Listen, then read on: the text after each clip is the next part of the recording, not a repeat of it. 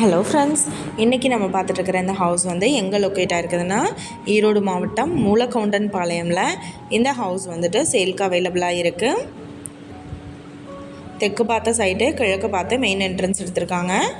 480 square feet land area. இதை ஃபுல்லாகவே occupy பண்ணி வீடு கட்டியிருக்காங்க. இந்த ஹவுஸோட ஏஜ் பார்த்தோம்னா 7 இயர்ஸ் ஆகுது. செங்கல் மற்றும் மணலால் கட்டப்பட்ட வீடு. சிங்கிள் பெட்ரூம் வீடு இது.